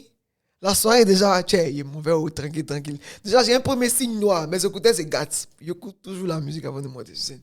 Et un côté, c'est gâte. Donc, genre, là, on est un peu superstitieux parce que c'est ta plus grande scène. En vrai, c'est en Côte d'Ivoire. En Côte d'Ivoire, bien évidemment. C'est ta plus grande scène. Après, c'est la plus grande scène en Côte d'Ivoire. C'est la scène qui a révélé beaucoup d'humoristes ici. Même moi, même en Côte d'Ivoire. Ça m'a révélé. Donc, c'était dit, donc il prend les AirPods d'un mec, il écoute ma musique. Il me gamme, il met derrière le public. Et puis, je me rends compte que, en fait, le public ne me ferait pas. Okay. Parce qu'il est tellement visualisé ça. Que genre, ça va en fait. Genre, ça va. C'est gérable, c'est prenable. Exactement. Genre, on l'a déjà fait plusieurs fois. On appelle jamais. Il fait mon show, tac. Mais je suis satisfait à moitié. Pourquoi? Parce que j'ai pas le retour que je veux. C'était quoi le retour? Déjà, le retour que je veux, c'était wow, c'était bissé. Tout le monde veut bisser. Hein? Tout le monde veut bisser. Quand il y a bissé, c'est que tu as frappé fort comme toi en 2022, c'est ça? Cette année, c'est Jenny a eu le bissé de fou furieux. Ouais. Tu vois? Donc, il n'y a pas le bissé. Mais c'est passable, tu vois? Mais en vrai, là, ça me laisse un goût d'inachevé. Et il y a du Dieu merci à la vie pour ça. Parce que Si jamais il y avait eu des bicé, il ne sait même pas s'il allait continuer l'humour aujourd'hui. C'est-à-dire. Genre, il allait être. Il a enfin eu ce que je voulais. Genre, il allait me gonfler peut-être. Mais ça t'a pris combien de temps pour pouvoir, je vais dire, passer à autre chose, en fait, à arrêter de t'en vouloir? Un peu facilement 2-3 mois. Hein. Parce qu'il était dans des constantes réflexions. C'est-à-dire, en fait, c'était quoi? Tu te disais quoi pendant ces 3 mois? Sans. Quand c'est fini déjà, parce que déjà, je n'ai pas travaillé. Voici une erreur que j'ai commise. Je n'ai pas travaillé avec les autres sur ce sketch-là. Avec des gens qui ont déjà fait bonjour. Donc, je n'avais pas une expérience de bonjour. J'avais ma propre expérience de Dikoko, les comédies, les trucs et tout. Donc, il n'y avait pas l'expérience de bonjour. La salle, l'expérience que tu avais, la salle n'était pas hyper grande. Exactement. Donc, déjà, le retour micro n'est pas pareil. Toi, tu joues un personnage, tu joues avec un accent. Tu dois parler fort. Tes conneries que tu fais d'habitude, on est entre nous là, on entend facilement, mais là-bas, tu dois parler. D'abord, limite, si tu peux crier, il faut crier. Tu n'as pas travaillé tout ça. Et puis, tu as fait un sketch déjà. J'ai pensé qu'il y allait avoir des écrans où on allait voir nos expressions et tout. Visage, ouais. Donc, mon sketch était un peu basé sur ça. C'était limite un sketch quand même un peu intelligent, un peu technique. Ok. Tu vois? Or, à bonjour, on ne cherche pas forcément technique. Tu peux mettre ta technique, mais prends-les. Fais le show. Je ne sais pas si tu me suis. Fais le show. Ça Après, non, ça, c'est discutable. Hein. Je suis d'accord avec toi, tu vois. Comme j'ai dit, tu fais la technique du sandwich. Au début, tu frappes le show. Frappe la technique, fais le show. Ça passe très bien. Ce que tu as fait, c'est que toi, tu as fait. Okay. Ce que moi, je n'ai pas nécessairement fait. Au début, j'ai fait le show, papa. Et tout le reste, j'ai mis la technique. C'est ce qui est un peu genre ma défaveur. Mais heureusement, j'avais un personnage chaud qui joue et tout. Donc, certaines personnes ont kiffé. Mais j'ai eu l'impression que sur les 4000 personnes, si bien sûr il y a 4000, tu vois, sur les 4000, j'ai été entendu par 2000. Ah, ok. Tu vois. Donc ça m'a touché quand même. Les jours qui ont suivi, quand je suis revenu, j'hésitais en fait. J'ai commencé même à jouer normalement. Ok. Tu vois, pour m'assurer que lorsque je vais jouer, peu importe la scène, on va m'entendre directement. Parce qu'avec un accent, c'est pas évident. Je comprends bien. En fait, le retour que toi, tu as eu, tu as à la limite mis une barrière, en fait. Ouais. C'est-à-dire, tu as commencé à me remettre en question. Vas-y, il faut changer de personne. Voilà, vas-y, Charmingo, c'est bien, mais est-ce que tu n'as pas pensé à mettre un truc à côté, en fait? Pendant 3 mois. Ouais, pendant 3 mois. Et mais pendant 3 mois, tu devais jouer au Dikoko. Ouais, je jouais. Tu joues avec cette charge-là. Okay. Tu as des impératifs. Tu es artiste. Un artiste, à la limite, pour les gens, là, un artiste, c'est toujours rose. Hein. Okay. Maintenant, comment, pour les gens, un artiste, c'est toujours rose. Maintenant, toi, comment tu fais pour surmonter ça, en fait? Parce que là, je suppose que ta chérie n'est pas là, elle n'est pas à Abidjan. Ouais, présentement, elle n'est pas là. Comment tu fais pour surmonter ça, en fait? Je veux dire, cette pression-là de les gens ne m'ont pas écouté. Est-ce que c'est le bon truc que je dois faire? Est-ce que je ne dois pas changer? Tous ces questionnements-là, comment tu fais déjà pour trouver les réponses? Comment tu fais pour pallier cela, en fait? Déjà, dans notre vie d'artiste, on est très souvent occupé. Les gens pensent que non, tu es artiste, ça va, tu as le temps. En vrai, là, c'est chaud. Parce qu'il y a trop d'artistes, en fait. Et il y a des gens qui sont super talentueux. Il faut se maintenir. Pour se maintenir, il faut être là. Pour être là, il faut créer. Et là, à un moment donné, là, frère, c'est le cerveau, il se fatigue. Il faut vivre des choses pour pouvoir créer. On ne crée pas comme ça. Okay. Donc, moi, en vrai, ce qui m'aide beaucoup, présentement, là, c'est les vacances. Si je te dis, ça peut faire 1 mois, je n'ai pas pris bic et feuille pour dire écrire texte. Je ne pense même pas à ça, en fait. Oh, je sais que ma page ne tourne pas, mais je ne le fais pas du tout. Parce que c'est une pression que je vais... Il faut déjà me remettre dans le travail. Je ne veux pas. Là, il me comporte comme un enfant. Je dors à 6h ou bien 5h du matin. Il me réveille à midi, 13h. Il allume jeux vidéo, il joue, il cause avec mon ami, on mange. Il ne fait rien, en fait. Okay. J'oublie limite même ce que j'ai appris. Je ne fais rien du tout. Je me libère. Il y a un petit couloir fier et même asseoir à côté de ma maman à Dalo là-bas. Les gens de Dalo, ils les voyaient rigoler. Ok, Charmingo écrit, olé, c'est tout. Si il y a Gongo, bien sûr, il est parti vite fait, mais travailler en tant que tel, je ne le fais pas. Parce que ça fatigue. J'ai besoin de libérer de mon cerveau. La fin de saison était super compliquée. C'est-à-dire et en télé, et au Dikoko, et les impératifs de la famille, et mes propres trucs. J'étais fatigué. En vrai, tu arrives sur le plateau, tu es fatigué. Mais tu dois être bon. comment on appelle ça même? Pour celui qui regarde, tu dois être bon. Parce que lui, il ne connaît pas tout ça là. Tu l'as habitué à quelque chose, donne bien. Est-ce que c'était une fois arrivé après un show, quelqu'un est venu te dire ça va pas, ou bien il l'a pas bien aimé, il t'a pas senti dans le show? Bien sûr. Ah, aujourd'hui là, c'était pas trop ça. Genre, qu'est-ce qu'il y a? Tu vois, non? Ok. Ça, C'était quoi? genre, là, ça pique. Parce que toi, tu te dis, tu as bien fait. Là, ça pique. Ah, c'était pas trop ça, j'espère que tu vas bien. Non. Ça te ramène encore dans les questionnements, en fait. Voilà, mais c'est bon. Le fait de se questionner, c'est bon. Maintenant, comment tu fais? En fait, parce que quand tu es dans les questionnements, on est d'accord que si tu ne trouves pas réponse, tu n'avances pas, en fait. Ouais. Comment toi, tu fais pour avoir les réponses? Parce que là, tu as dit c'est sur la fin de la saison que ça. Et la saison est terminée. Ouais. Est-ce que tu as déjà eu les réponses? Ouais.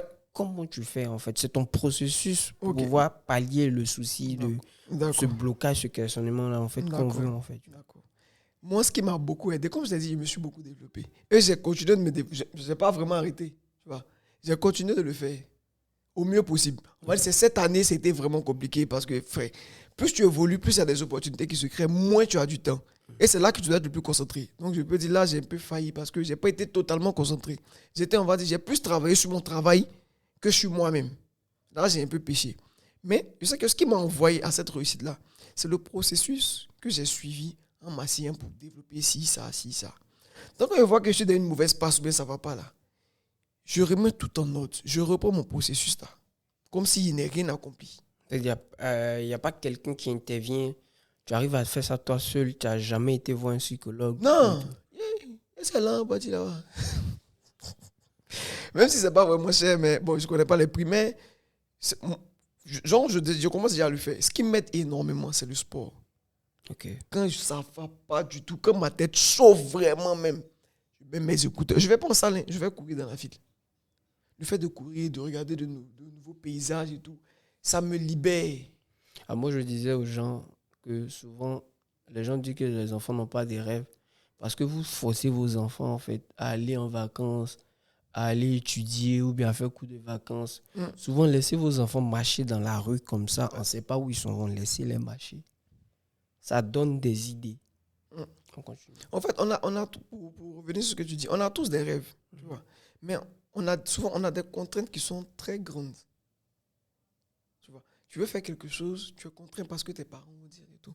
Si tu sais que tes parents vont t'accompagner, ça peut donner quelque chose de magique derrière. Okay. Donc, pour revenir à mon cas, quand il sait que ça ne va pas là, présentement, il te dit, je m'amuse, hein, je fais rien du tout. À la limite, je gère les affaires familiales. Ouais. Okay. Sinon, il va manger mes amis. Il doit rentrer à la maison, il ne rentre pas. Il me couche, il dort dans les salons. Il fait 2 jours dehors, il m'en fout. Il ne calcule rien. Okay. Quand il dit, tu as oublié au travail, libérément. Il cause ma vie. En fait, je suis comme là, je suis comme un enfant. Je suis irresponsable. Présentement, je suis irresponsable. Parce que ça me fait du bien. Moi, seul, c'est ce que je vis dans l'humour. Ça me fait du bien. De ne pas être carré, de ne pas avoir des trucs vraiment, de réveiller à 6 heures, aller faire tard. Il n'y a pas d'obligation présentement. C'est vrai, il ne gagne pas autant d'argent que lorsqu'il y a des obligations. Mais au moins là, le simple fait de faire ça, quand il me parle à moi-même, à mon fort intérieur, on se dit, ah, ça va, on se libère. Mais on sait qu'on va revenir fort. Et quand on va revenir, ça va être fort. Parce qu'on a eu le temps de s'amuser. D'accord. Donc, allez là, toi aussi. Les gens se jugent durement. Ils se jugent durement.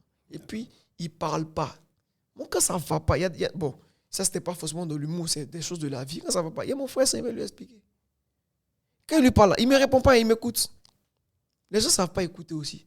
Il t'explique mon programme. Souvent, il n'y a pas besoin que tu parles, que tu lui répondes. Il faut écouter juste. Il doit verser. Il m'écoute. On finit, on a les moyens, on cause de tout et de rien. Ça me libère un peu. On ne parle même pas vraiment de travail. Parce que la plupart du temps, les gens ne connaissent pas ton travail. Okay. Ils ne connaissent pas. Genre, ils vont te dire des choses en fonction de eux, ce qu'ils vivent. Mais ce n'est pas ton travail. Voilà pourquoi, quelque part, les psychologues, ils sont bons. Ils connaissent leur travail. Ils savent qu'ils doivent écouter.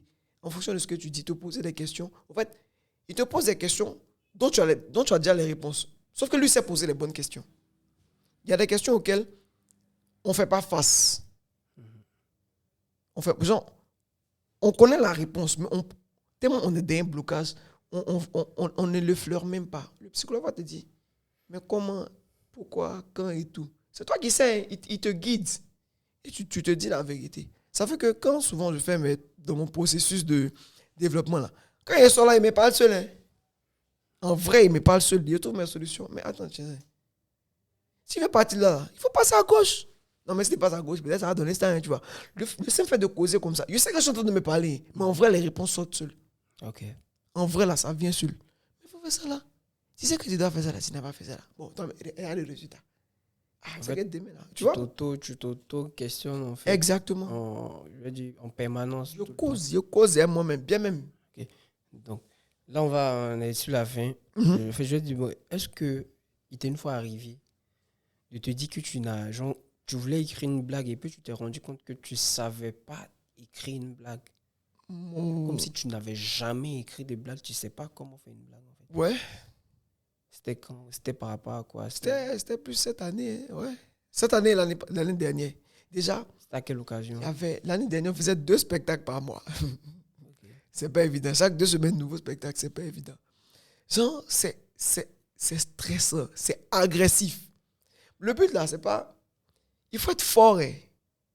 Parce que écrire un sketch, c'est facile. Mais écrire un sketch qui fait rire. En d'autres mots, faire rire, c'est Faire rire est dur. Ok. Faire rire là, c'est dur. Ah, c'est très dur. Parce que il y a. Chacun a son humour. Et quand la vidéo, tu ris et tout, tu as ta sensibilité. Mais faire rire des gens, c'est-à-dire arriver à trouver le mot juste, le ton juste, le geste juste, sans pour autant, on va dire, comment on appelle ça, les gêner dans leur façon de penser. C'est pas facile. Ça, c'est dur. Donc, souvent, quand tu es assis, je suis assis sur ma table, où je fais mes développements, et puis je dois écrire un sketch. Je crois pas. Je fais tout. En fait, je sens que c'est nul. Ça vaut rien. C'est nul. Il n'y a rien qui sort. Mais le conseil que je vais vous donner aussi, c'est que apprenez à reconnaître vos points forts. Pour moi, c'est un peu mathématique. Comment j'écris mon sketch? Je dois écrire un spectacle à la fin du mois. Le mois vient de commencer. Le spectacle, on va dire, c'est la femme. J'ai mon thème. Premier jour là, peut-être à 10h comme ça, quand je me lever travailler. Quand j'aurai fini, mais ce que j'ai à faire, à 10h, il m'assoit sur le sketch. Pendant 1 heure, je mets mon téléphone loin de moi. Ou bien il met ça en mode avion. Je mets un chrono d'1 heure. Un réveil d'1 heure. 1 minute. Pendant 1 minute, voilà. Pendant ces 1 heure là, je ne travaille que sur ça. Toutes mes pensées là, c'est ça. C'est Chico. C'est pas Chico. J'ai fait ça. Okay. Quand ça arrive là, il ferme. Il va faire autre chose de toute ma journée. Le lendemain, au même moment, je vais refaire la même chose. En lisant ce que j'ai écrit hier, bien évidemment. Mais souvent, ce que j'ai écrit hier là, tu vas le modifier. Tu vas te dire, aïe, pourquoi il dit ça là comme ça? Il peut dire ça comme ça, c'est chic. Donc tu commences à modifier un peu. Jusqu'en fin de mois, j'aurai mes bonnes 5 minutes sur femme. Parce que j'appelle ça, c'est le principe de l'effet cumulé. Ok. Mais en fait, donc du coup, le fait d'avoir 2 spectacles dans le même mois, ça diminue ton effet cumulé en fait. Exactement. Ok, donc du coup, c'est chaud, tu es en panne d'écriture. Forcé, tu es en panne. Et là, ma vraie panne est arrivée cette année. Cette année, j'étais en télé. Moi, je suis en télé. Je suis en télé, vous avez attendu, regardez-moi. Hein. Il est chroniqueur sur la 3 dans La Belle et les Bêtes. Je ne sais pas si cette année ils vont le renouveler. Pardon. Vas-y. Donc, là-bas, je suis là-bas les lundis et les mercredis. Le lundi, c'est chill parce que, hey, frère, t'as le week-end pour écrire, tu vois. Mais ce qui est bizarre, ce qu'il y a des lundis là, tu prends tout le week-end pour écrire. Ce qu'il y a des mercredis là, tu n'as que le mardi et le mercredi matin pour écrire. Ouais. Il a dit, un bon jour là, ce qu'il y a des mercredis, il n'y avait rien. Lundi, il est fini, c'est bien passé. Mardi, il n'y a rien. Même thème, il n'y a pas. Mardi fini, mercredi matin. Je suis assis sur ma table. Et puis, j'ai chaud dans mon corps. Parce que tu dois donner un truc qui est bon le soir là. Obligé. Ok. Obligé. On t'attend. Mais il n'y a rien. Donc là, tu stresses en fait. Limite, tu es nerveux. Tu as voulu partir prendre un ancien sketch là-bas. Sauf que tu as déjà donné le thème. Donc, tu dois forcément écrire dessus. Donc, comment je fais? Comment tu as fait? Non, là, il a fait la magie. Je ne sais pas comment, hein, mais quelque chose est sorti. Je ne sais pas comment. mais quelque chose est sorti. Ok. Et là, on va dire que c'était le côté positif. Il y a eu des fois où ça m'est arrivé, puisque ce que j'ai donné là, c'était pas ça. C'était pas ça, en fait. Moi, mais il me suis dit, il fait quoi comme ça? Il me suis dit, est-ce que je suis vraiment sûr que... Est-ce que je suis sûr que je fais l'humour? Il y a des scènes qui te remettent en question. Hein. Ah ouais, ça c'est clair. Est-ce que je suis sûr? Je donne un exemple de scène à Abidjan, il y a la salsa.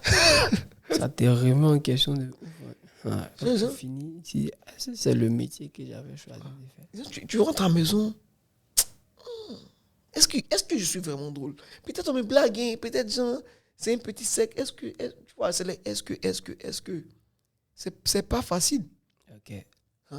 Mais quand tu quittes dans ça, quand tu as le courage de quitter dans ça et évoluer, non, on ne peut pas t'arrêter. On n'a pas dit genre à boisson. Moi, genre à boisson, les gens, ils rient pas. À boisson, riez. Mais à Boisseau, apparemment, je vais dire, c'est comme ça que tous les humoristes trouvent qu'à Boisseau, c'est dur. Moi, j'ai jamais fait à Boisseau. Mais quand vous faites Bonjour Tout, quand on parle les villes les plus compliquées, c'est à Boisseau, quoi. À boisson. À Boisseau, c'était vraiment compliqué. J'ai fini le jeu, je voulais revenir à Abidjan. Je ne veux même plus rester là-bas. Mais après, moi, j'ai vu mon problème, en fait. C'est que si je suis dans le truc populaire, ça passe, en fait. Mais dès que je rentre dans mes bails, je fais comprendre aux gens, tout et tout. C'est chaud, en fait. Donc, soit je commence comme ça. Et dès que je veux montrer mon truc, ça devient un peu chaud. Donc, je suis obligé de... Je me rappelle qu'un jour, j'ai fait un show à Korogo, Bonjour Korogo. Hein? Où les gens devant, tu avais l'impression que les gars dormaient. Yeah! Mais là, c'est ça. En fait, le truc qui ne nous arrange pas, c'est que dans Bonjour, le public est loin. Ouais. Donc, il n'y a pas de, je vais dire, de réciprocité ou bien d'interaction directe avec le public, en fait. Donc, nous, ça ne nous arrange pas, en fait. Ça nous handicape parce que c'est que si c'est proche, là, le gars, moi, je le vanne. Ouais. Mais c'est que Bonjour Tout, ça m'a beaucoup appris, en fait. Ça m'a donné beaucoup de connaissances avec le truc que j'ai fait au Bushman. Ça m'a beaucoup appris à avoir de la répartie, comment rebondir sur des choses. Surtout au Bushman. Même si c'est pas bon. Moi, j'ai beaucoup aimé. Tu vois. Donc, c'est vraiment ça. Et ça, c'est une question que je pose à tout le monde avant de terminer. Quelle est la chose dans ce métier-là dont tu n'es pas fier? C'est dans l'humour que tu as commencé. Qu'est-ce qui te rend moins fier? C'est la considération qu'on nous porte. Je pense qu'on n'est pas assez considéré. Ok, tu as honte de dire que tu es humoriste, en fait. Pas vraiment. Pas vraiment, tu vois. Mais quand même un peu. Comment ça, pas vraiment quand même? Non, mais quand je dis pas vraiment, en fait... Mi-figue, mi-raisin, quoi. Ouais, c'est 50-50, tu vois. Okay. Parce que...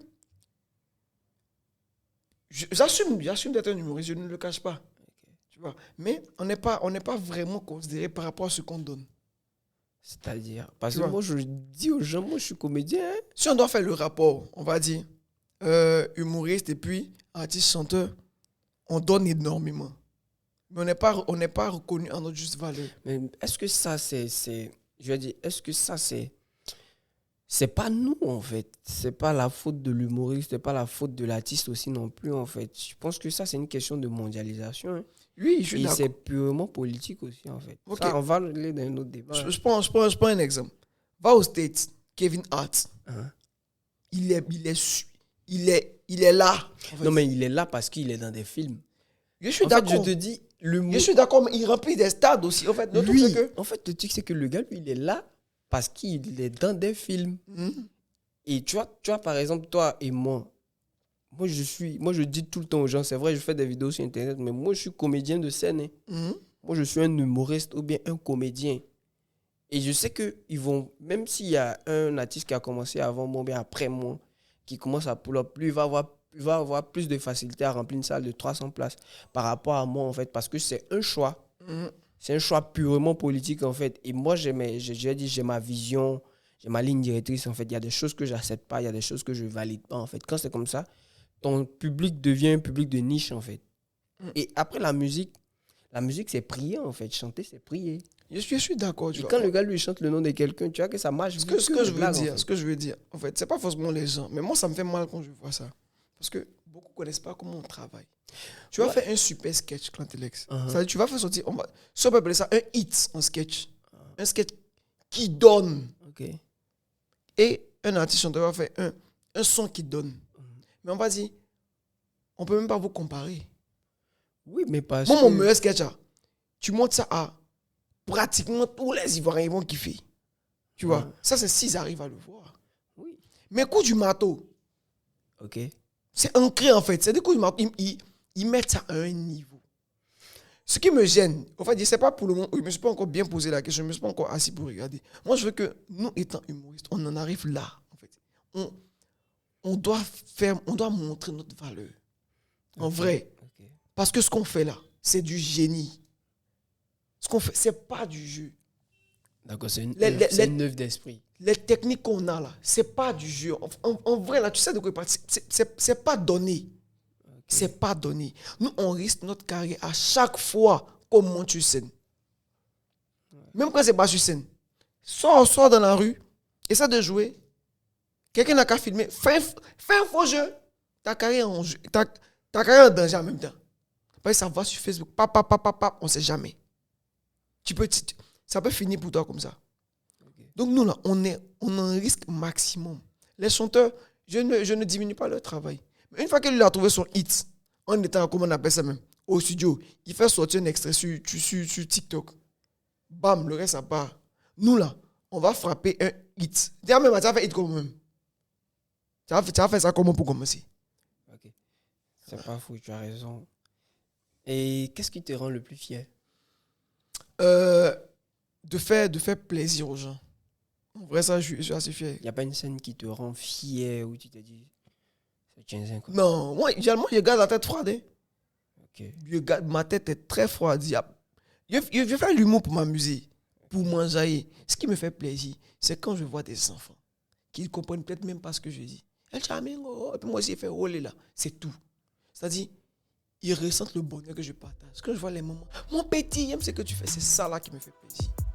C'est même pas. Les scènes là, ça c'est pour le palmarès si on veut, tu vois. Mais c'est le plaisir que les gens tirent à me regarder jouer. Ah, j'ai regardé ce que tu as fait là, vraiment ça m'a plu. Ah, t'as fait ça, tu vois, non? C'est ça. Moi, c'est ce qui me plaît dans le monde. Elle là aussi. Merci Tchézin. Merci mon frère. De nous avoir permis d'avoir cette bonne causerie là. Mesdames et messieurs, j'espère que vous avez bien aimé, vous avez appris beaucoup de choses. C'était Idjolekba avec Tchézin El Chamingo. Rendez-vous vendredi prochain pour un nouveau numéro. Goodbye.